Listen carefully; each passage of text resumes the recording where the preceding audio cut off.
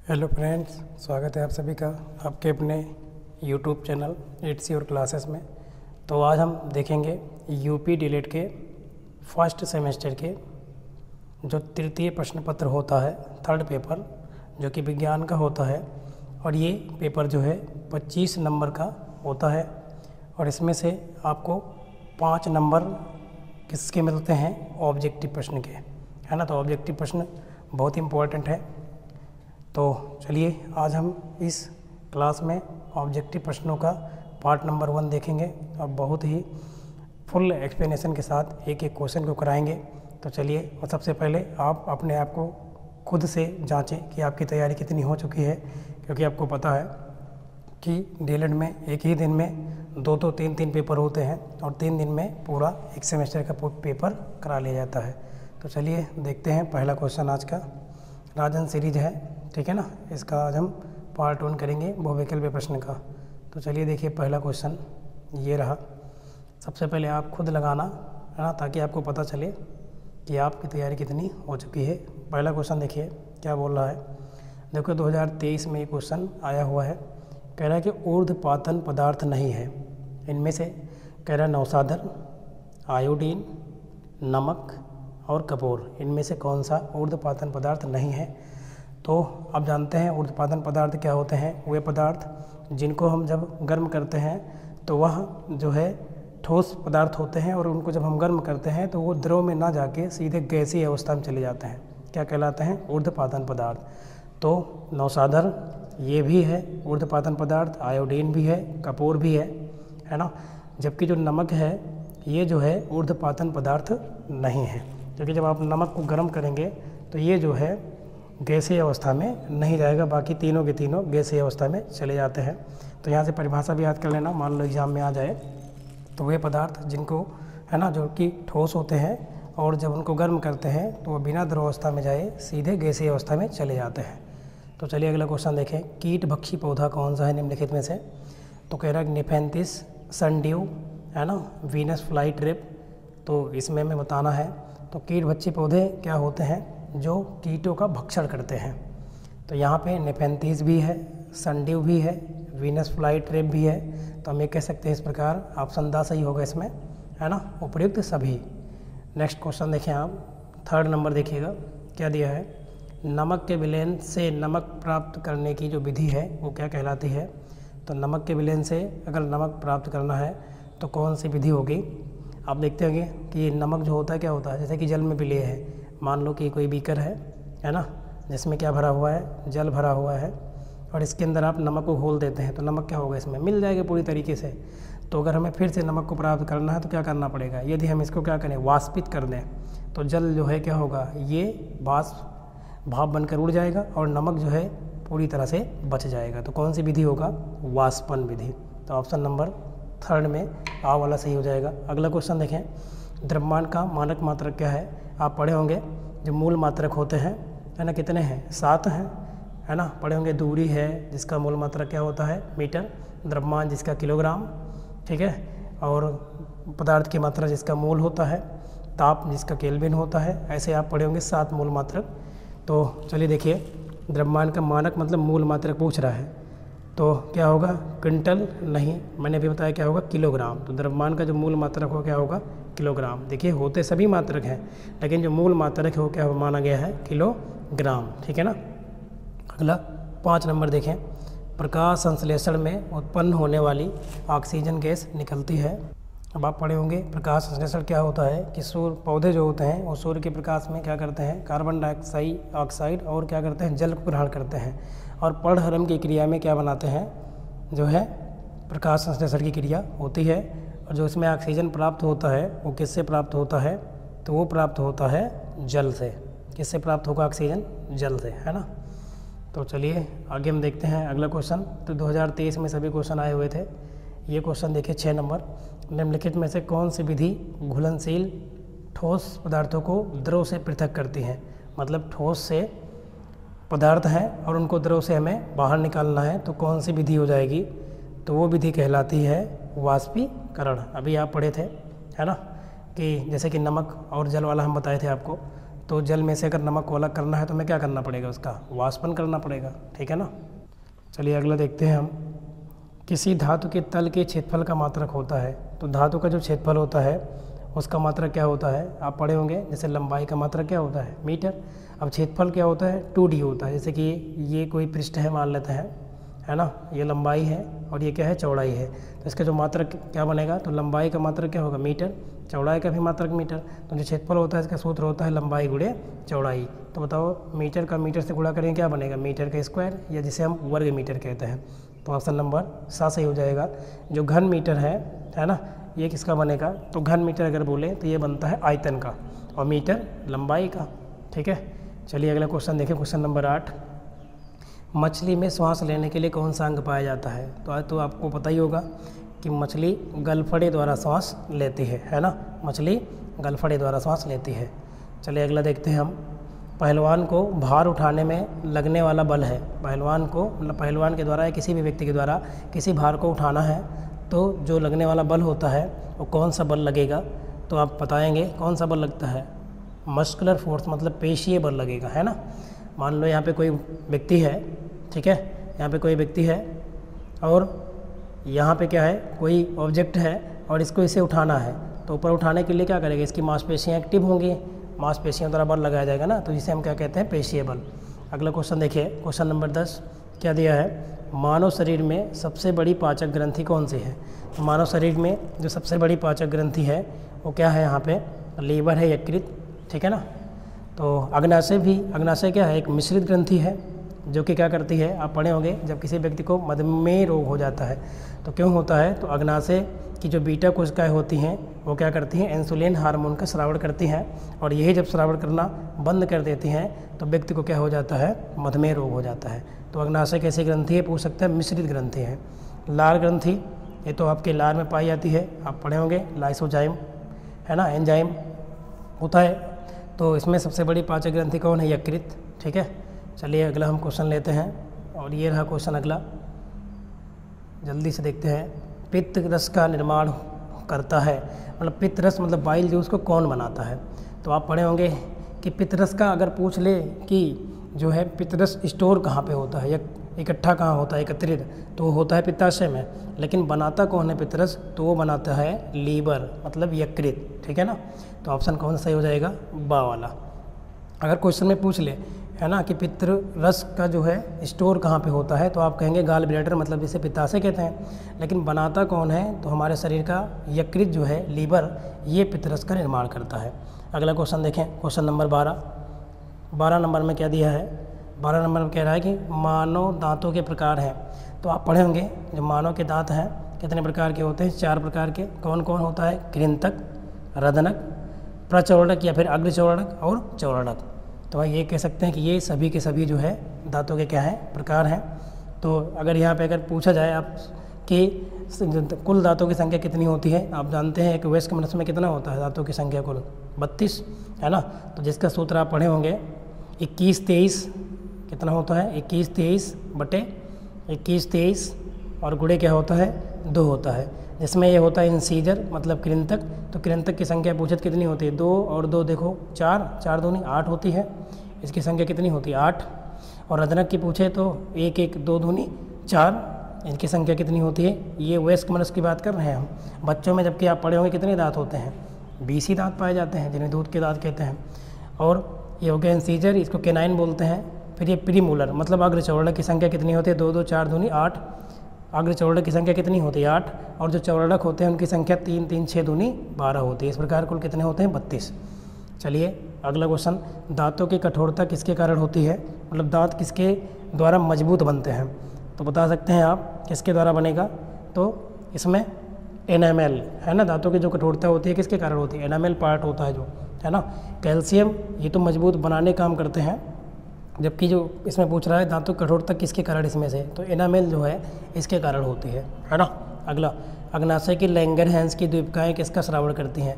तो अभी हमने बताया था एक क्वेश्चन में, इसके ऊपर वाले में किसका श्रावण करती हैं, इंसुलिन हार्मोन का। अग्नाशय की जो बीटा कोशिकाएं हैं जिन्हें हम लैंगरहैंस की द्वीपिकाएँ भी कहते हैं, ये जो है इंसुलिन हार्मोन का श्रावण करती हैं, जो कि व्यक्ति को मधुमेह रोग होने से बचाता है। और पित्तरस का श्रावण कौन करता है? तो अभी आप पढ़े थे यकृत, इसको लीवर कहते हैं। अगला क्वेश्चन देखिए, यहाँ पे हम देखते हैं नेक्स्ट क्वेश्चन कह रहा है फिर द्रव्यमान का मानक मात्रक है, अभी आप पढ़े थे तो टाइम नहीं लेते हैं। क्या होता है? द्रव्यमान का होता है किलोग्राम। द्रव्यमान का क्या होता है? मानक मात्रक मतलब मूल मात्रक किलोग्राम, ठीक है ना। अगला टाँका है, टाँका, ठीक है ना। टाँका क्या है इसमें ये बताना है हमें। तो टाँका क्या होगा बताओ? जल संचयन की विधि होगी क्या? नहीं। प्रदूषण मापने की विधि? बिल्कुल नहीं। बांग्लादेश की मुद्रा वो तो टका है ना। तो टाँका क्या है? सिलाई करने की विधि है। तो ऑप्शन नंबर बा सही हो जाएगा। अगला टच मी नॉट कहते हैं। टच मी नॉट किसको कहते हैं? आप पढ़े होंगे छुई मुई, है ना, पढ़े होंगे ना। छुई मुई को कहते हैं टच मी नॉट। अगला क्वेश्चन देखें। अगला क्वेश्चन क्या है? नारियल तथा कमल में कौन सा प्रकीर्णन होता है? नारियल और कमल में कौन सा प्रकीर्णन होता है? तो आप बताएंगे कि कौन सा होता है? जल प्रकीर्णन, ठीक है ना। क्या होता है? जल प्रकीर्णन, जल के द्वारा ही प्रकीर्णन होता है। मानव शरीर में पाई जाने वाली पाचक ग्रंथियाँ हैं। तो मानव शरीर में कौन कौन सी ग्रंथियाँ हैं जो पाचक ग्रंथियाँ कहलाती हैं? तो यकृत भी है, अभी आप पढ़े थे, सबसे बड़ी है। अग्नाशय भी है, लार ग्रंथि है ना, ये भी है, क्योंकि ये भी जो है क्या करती है? भोजन को पचाने का काम करती है ना, जिसमें आप कार्बोहाइड्रेट को ही पचाती है लार ग्रंथियाँ। अगला क्वेश्चन तो इस प्रकार क्या होगा? ऑप्शन नंबर द, ये देखो पहले से लगा इसमें। अगला देखिए, इंसुलिन हार्मोन जो अग्नाशय से निकलता है की कमी से होता है। तो इंसुलिन हार्मोन है ना, जो कि अग्नाशय की बीटा कोशिकाओं से निकलता है, इसकी कमी से कौन सा रोग होता है? मधुमेह, डायबिटीज होता है, ठीक है ना। तो चलिए अगला देखते हैं। तो क्वेश्चन क्या है अगले में? 21 नंबर में क्या दिया है कि लंबाई का मात्रक मीटर, द्रव्यमान का मात्रक किलोग्राम, समय का मात्रक सेकंड, ये किस पद्धति से है? अभी हमने आपको बताया था कि ये मूल मात्रक है, मतलब इसको हम क्या बोलते हैं? MKS पद्धति या फिर SI पद्धति, है ना। MKS पद्धति जिसे हम SI पद्धति के नाम से भी जानते हैं। MKS पद्धति मतलब लंबाई किस में? मीटर में, ठीक है। और यहाँ पे द्रव्यमान किलोग्राम में और समय सेकंड में। इसी को SI पद्धति के इंटरनेशनल सिस्टम भी बोलते हैं। तो इसमें 7 मूल मात्रक रखे गए हैं, जबकि 2 पूरक मात्रक हैं, रेडियन और स्टेरेडियन। तो चलिए अगला क्वेश्चन लेते हैं हम नेक्स्ट जल्दी से। ये क्वेश्चन बहुत डिटेल तरीके से आप देखें, है ना। ऊपर से पढ़ेंगे तो फिर दिक्कत हो जाएगी। अगर आप सही से पढ़ के जाते हैं कि इसके अगल बगल जितने भी क्वेश्चन बनते हैं वो सब कर सकते हैं आप। ये देखना 19 में आया हुआ क्वेश्चन है। फल का पेड़ से गिरना उदाहरण है। फल जो है पेड़ से टूटकर जब गिरता है तो ये किस प्रकार का उदाहरण है? तो आप पढ़े होंगे कि जब फल पेड़ से टूटकर गिरता है तो क्या होता है? नीचे की ओर ही गिरता है। तो कौन सा बल होता है पृथ्वी में? गुरुत्व बल होता है। तो गुरुत्व बल हो जाएगा, ठीक है ना। घर्षण बल क्या होता है? घर्षण बल के द्वारा जो होती है, कोई भी अगर वस्तु है जो कि रोड पर चल रही हो तो क्या होती है? रुकती है ना। और पेशीय बल के द्वारा हम किसी वस्तु को ऊपर की ओर, है ना, उठाते हैं। अगला बालू और लोहे के छीलन को पृथक किया जाता है। बालू और लोहे के छीलन को अगर हमें अलग अलग करना है तो कौन सी विधि का प्रयोग करेंगे हम? तो यहाँ पे करेंगे हम चुंबकीय पृथक्करण विधि। कौन सी विधि कर सकते हैं? बालू और लोहे के छीलन को, मतलब लोहे की छीलन है और बालू है, तो अगर देखा जाए तो उसे हम चुंबकीय पृथक्करण विधि द्वारा भी कर सकते हैं, है ना। क्योंकि चुंबक का प्रयोग करेंगे तो लोहे की छीलन अलग हो जाएगी और बालू बच जाएगी। तो यही सही होगा, ऑप्शन नंबर बा। जबकि अगर सीरीज में देखोगे तो उसमें ऑप्शन नंबर दा दिया है। अगला देखें, पत्ती द्वारा जनन होता है। तो पत्ती द्वारा इसमें से किस में जनन होता है? तो आप बताएंगे केला में, ठीक है ना। किस में होता है? केला में। अगला क्वेश्चन देखिए, क्वेश्चन नंबर अगला हम देखते हैं। उभयचर जंतु है। उभयचर जंतु क्या होते हैं? जो जल और थल दोनों जगह रह सकते हैं। तो क्या हो जाएगा? मेढक, है ना। इसमें मेढक ही सही होगा, क्योंकि मछली को जब हम जल से बाहर निकालेंगे कुछ समय बाद इसकी डेथ हो जाएगी। अगला क्वेश्चन देखिए, सुसुप्त पौधा कहा जाता है। सुसुप्त पौधा किसे कहते हैं? तो जो पौधे के विभिन्न पार्ट होते हैं, जड़ है, बीज है, फूल है, तो उसमें जो सुसुप्त बोला जाता है वो बोला जाता है बीज को, है ना। ये क्या होता है? सुसुप्त अवस्था में होता है। 1 फुट बराबर क्या होता है? तो देख रहे हो सब क्वेश्चन 18 में पूछा गया हुआ है। 1 फुट में कितने सेंटीमीटर हैं ये बताना है, तो इसको याद रखना 30.48 सेंटीमीटर। जैसे आप पढ़े हो 1 फुट में कितने इंच होते हैं? 12 इंच होते हैं। तो जब इसको आप कन्वर्ट करोगे, है ना, चेंजिंग रूल से, तो 30.48 सेंटीमीटर आएगा। अगला, न्यूटन का गति संबंधी कौन सा नियम क्रिया प्रतिक्रिया का नियम है? तो न्यूटन ने गति संबंधी 3 नियम दिए हैं। पहला नियम जिसको हम क्या कहते हैं? जड़त्व का नियम। और दूसरा नियम जिससे बल की क्या निकल के आती है? परिभाषा, जो कि सूत्र निकल के आता है, या बराबर क्या? M/A। और तीसरा नियम जो कि है क्रिया प्रतिक्रिया का नियम, है ना। जैसे कि आप बंदूक से गोली को दागते हैं तो जिस वेग से गोली बाहर की ओर निकलेगी उतने ही वेग से पीछे की ओर बंदूक हटती है, तो इसे क्रिया प्रतिक्रिया का नियम कहते हैं, है ना। एक्शन रिएक्शन फोर्स बोलते हैं। तो इसमें कौन सा नियम होगा? तृतीय नियम, ठीक है ना। अगला, बल की इकाई क्या है? तो बल की इकाई पूछ रहा है, तो बल का मात्रक क्या होता है? न्यूटन होता है। अब इसमें न्यूटन तो दिया नहीं, तो क्या होगा? बल का मात्रक डाइन भी होता है, क्योंकि 1 न्यूटन में कितने डाइन होते हैं पूछ लेता है, तो आप निकाल सकते हो, देखो यहाँ पे। और जो डाइन होता है ना सीजीएस पद्धति में होता है, तो M बराबर क्या होता है? M/A सूत्र बल का। अब अगर हमें डाइन, क्योंकि अर्ग जो होता है ये किसका मात्रक होता है? अर्ग जो होता है ये कार्य का मात्रक होता है सीजीएस पद्धति में, ठीक है। और कैलोरी ऊर्जा का मात्रक है और वाट सामर्थ्य का मात्रक है। तो इसमें डाइन बचा, तो 1 न्यूटन में 10⁵5 डाइन होते हैं। जब निकाला जाता है तो 1 न्यूटन बराबर क्या निकल के आता है? 10⁵5 डाइन, ठीक है ना। और डाइन किस पद्धति में मात्रक है? तो सीजीएस पद्धति में है ना। CGS मतलब जब लंबाई को सेंटीमीटर में, द्रव्यमान को ग्राम में और समय को सेकेंड में मापा जाए, तो वो पद्धति कहलाती है CGS पद्धति। अगला, पत्ती का रूपांतरण रूप क्या है? जब पत्ती का जो रूप चेंज होता है तो पत्ती से क्या बनता है, ये पूछ रहा है कि पत्ती का रूपांतरण रूप क्या होता है। तो आप बताएंगे क्या होता है? ये जो पत्र प्रक्रिया होती है यही जो होता है पत्ती का रूपांतरण रूप है। अगला, यौगिक का उदाहरण है, तो इसमें हमें ये बताना है कि यौगिक कौन सा है। तो यौगिक कौन सा होगा? देखो, वायु एक मिश्रण है, वायु तो मिश्रण है, धुआं भी मिश्रण है ना। चीनी क्या है? चीनी अगर देखें तो चीनी यौगिक हो जाएगा। चीनी क्या है? एक यौगिक है। चीनी क्या बनेगा? यौगिक का काम करेगी यहाँ पे। तो ऑप्शन नंबर 7 सही हो जाएगा।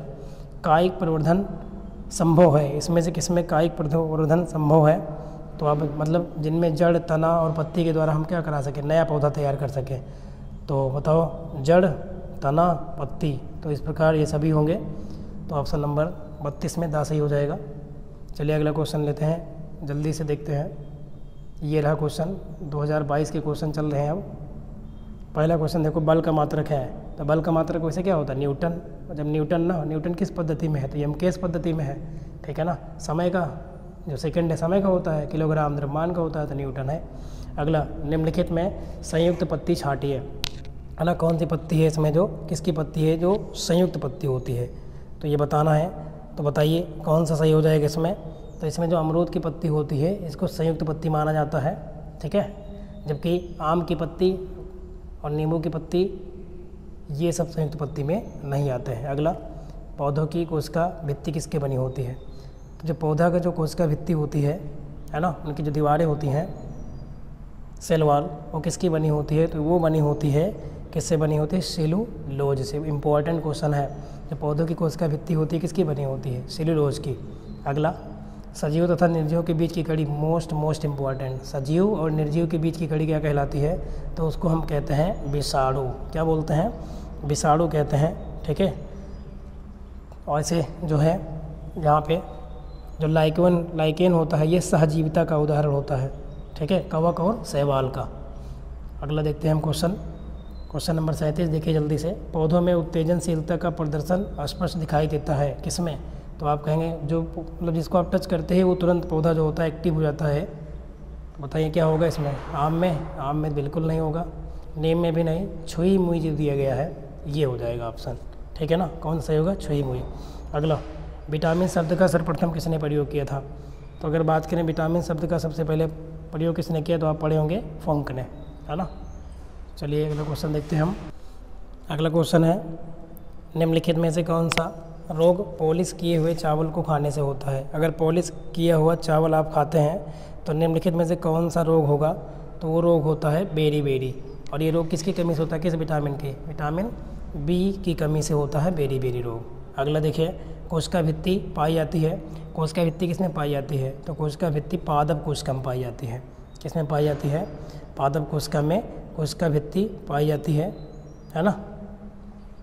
तो चलिए आप पढ़े थे कोशिका भित्ति किसकी बनी होती है? तो कोशिका भित्ति बनी होती है किसकी? सेलुलोज की, ठीक है ना। सेलुलोज जो होता है बहुत ही हार्डेस्ट पार्ट होता है, जिसमें जल की मात्रा 0% होती है। अगला, पौधे श्वसन क्रिया में कौन सी गैस लेते हैं? पौधे जब श्वसन की क्रिया कर रहे होते हैं तो कह रहे हैं इसमें से कौन सी गैस लेते हैं? तो आप कहेंगे क्या लेते हैं बताओ? कार्बन डाइऑक्साइड गैस लेते हैं। मरुस्थलीय पौधों नागफनी की पत्तियां रूपांतरित हो जाती हैं किसमें, क्योंकि मरुस्थल में पानी की मात्रा कम है, बहुत ही कम है, इसलिए वहाँ की जो पत्तियाँ होती हैं वो कांटों के रूप में बदल जाती हैं, है ना।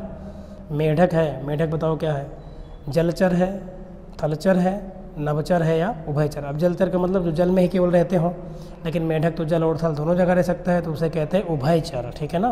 तो ऑप्शन नंबर क्या सही हो जाएगा इसमें, तो ऑप्शन क्या सही होगा, उभयचर। चलिए जल्दी से और देखते हैं, 2 पार्ट में पूरा कंप्लीट कर लेंगे क्वेश्चन को। अगर 1-2 बार आप वीडियो को पूरा देखते हैं ना तो रिवीजन बहुत अच्छे से आपका हो जाएगा, अच्छा मार्क्स आप कर पाएंगे। चलिए अगला देखिए क्या कह रहा है कि चेहरे की हड्डियों की संख्या कितनी है। तो चेहरे में आप पढ़े में कितनी हड्डियाँ होती हैं, 14 होती हैं। चेहरे में कितनी होती हैं, 14। और जो कान में अगर पूछ ले तो कान में, एक कान में कितनी होती है, 3 हड्डी। स्टपीज नाम होता है मैलियस और इनकस, तो एक कान में 3 होती हैं तो 2 कान में 6, तो कान में अगर पूछे तो 6 होती है। और चेहरे में बात करें तो चेहरे में आपका पूरा हो जाए कितना, 14 हड्डी होती है। अगला मत्स्य मतलब मछली में अनुकूलन है, तो मछली में अनुकूलन बताइए क्या होगा इसमें, कि ये गलफड़ द्वारा श्वसन करते हैं, ये तो सही है। इनके शरीर का आकार नाव के आकार का होता है, ये भी सही है। तो आ और बा दोनों सही हो जाएगा, ठीक है ना। अगला क्वेश्चन देखो 46 नंबर, पौधों की पत्तियों द्वारा जल का वाष्प के रूप में निकलना क्या कहलाता है। पौधों की पत्तियों के द्वारा जो जल है उसका वाष्प के रूप में निकलना क्या कहलाता है, तो उसे कहते हैं वाष्पोत्सर्जन। तो परिभाषा भी याद कर सकते हो आप कि पौधों के द्वारा जल का वाष्प के रूप में निकलना क्या कहलाता है, वाष्पोत्सर्जन कहलाता है। चलिए अगला क्वेश्चन देखिए, क्वेश्चन नंबर क्या दिया गया है 47 में, पत्तियों का रंग हरा होता है, बताओ किसके कारण होता है। पत्तियों का जो रंग होता है ये हरा किसके कारण होता है, तो आप पढ़े होंगे क्लोरोफिल, है ना, जिसे हम पर्णहरिम कहते हैं हिंदी में, इनके द्वारा जो होता है पौधों पत्तियों का रंग जो होता है क्या होता है, हरा होता है। अगला प्रकाश संश्लेषण की क्रिया होती है, प्रकाश संश्लेषण की क्रिया कौन करता है, प्रकाश संश्लेषण क्रिया किसमें होती है, आप पढ़े हैं पौधों में ही होती है। अगला है ना, प्रकाश संश्लेषण का उत्पाद क्या है, प्रकाश संश्लेषण का जो के द्वारा लास्ट में बनता क्या है, तो बताओ क्या बनता है। तो यहाँ पे अगर देखें तो यहाँ पे मंड के रूप में, स्टार्च के रूप में भोजन प्राप्त करते हैं पौधे और ऑक्सीजन भी रिलीज करते हैं। तो आ और बा दोनों सही हो जाएगा 49 में, आ और बा दोनों। अगला देखें, मानव श्वसन करता है किसके द्वारा, तो मानव का श्वसन जो है किसके द्वारा होता है, फेफड़ों के द्वारा, है ना। किसके द्वारा होगा, फेफड़ों के द्वारा। अगला देखिए, जल तथा खनिज लवणों का संवहन क्या कहलाता है। जल तथा खनिज लवणों का जो संवहन है बताओ कौन करता है। आप पढ़े होंगे पौधों में जो ऊतक होते हैं, है ना, कितने प्रकार के, 2 प्रकार के, सरल स्थायी ऊतक, जटिल स्थायी ऊतक। तो सरल में आप पढ़े होंगे पैरेनकाइमा, कोलेनकाइमा, स्क्लेरेनकाइमा होता है, और जटिल में क्या होते हैं, जाइलम और फ्लोएम। जाइलम क्या करता है, जल और खनिज लवण का संवहन करता है पौधों में, जबकि फ्लोएम क्या करता है, पौधों में भोजन बनाने का काम करता है। तो कौन सही होगा, जाइलम, है ना, क्योंकि जल और खनिज लवण पूछ रहा है। अगला देखिए 52 नंबर, भोज्य पदार्थों का संवहन कौन करता है। तो अगर बात करें भोज्य पदार्थों का संवहन तो कौन करता है, भोजन, भोज्य पदार्थ मतलब भोजन का, तो भी आप पढ़े थे क्या होगा, फ्लोएम, ये भोजन का संवहन करता है, जबकि जाइलम जल और खनिज लवण का संवहन करता है। संवहन का मतलब एक स्थान से दूसरे स्थान तक पौधों में ले जाता है। पर्णप्रांत क्या है, पर्णप्रांत जो कि पत्तियों का रूपांतर है, ये क्या कहलाता है। तो इसमें जो क्या सही होना चाहिए, इसमें सही होता है मटर। वे पौधे जो मरुस्थल में उगते हैं उन्हें क्या कहते हैं, मरुस्थल मतलब जहाँ जल की मात्रा बहुत ही कम होती है वहाँ पे कहते हैं ज़ीरोफाइट। उन पौधों को क्या कहते हैं, ज़ीरोफाइट कहते हैं, जो कि मरुस्थल में उगते हैं। तो इस पार्ट में हमने, है ना, 54 क्वेश्चन कंप्लीट किया, और राजन सीरीज में कुल जो 95 क्वेश्चन है ऑब्जेक्टिव में, तो छोटा सा पार्ट बनाते हैं ताकि आप रिवीजन भी अच्छे से कर पाएँ। तो इस वीडियो को 1-2 बार आप देखना, और एग्ज़ाम में क्वेश्चन आप देखें बार बार रिपीट करता है, तो इसी में से क्वेश्चन आएगा, क्योंकि मैंने एक्सप्लेनेशन भी अच्छे से दिया है, तो आप रिवीजन करना। चलिए, वीडियो देखने के लिए आप सभी का बहुत बहुत धन्यवाद। यदि आपको वीडियो पसंद आया हो तो लाइक, कमेंट, है ना, ये सब आप करेंगे। चलिए फिर मिलते हैं इसके अगले पार्ट में बहुत जल्द, तब तक के लिए आप सभी का बहुत बहुत धन्यवाद।